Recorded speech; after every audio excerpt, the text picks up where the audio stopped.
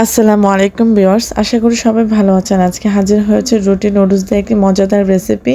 এখানে নুডলসের সাথে আমি নুডলস যেভাবে রান্না করি ওইভাবেই রান্না করেছি, আর সাথে আমি রান্না করা মাংস ছিল, মাংসটা অ্যাড করেছি। এখানে রুটির উপর সস দিয়েছি।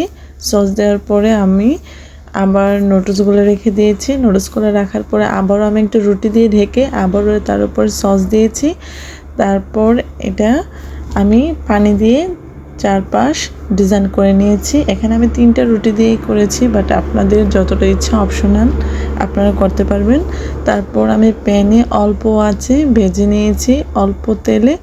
খুবই মজাদার একটি রেসিপি, আপনারা অবশ্যই বাসায় ট্রাই করবেন এবং আমাকে লাইক কমেন্ট সাবস্ক্রাইব করবেন। কমেন্ট বক্সে জানাবেন কেমন লেগেছে, অবশ্যই বাসায় ট্রাই করে আমাকে জানাবেন। আমার বাচ্চা অনেক পছন্দ করেছে, আশা করি আপনাদের বেবিরা ভাইয়ারা অনেক পছন্দ করবে। আমাকে অবশ্যই কমেন্ট বক্সে জানাবেন এবং প্রতিনিয়ত ভিডিওর সাথে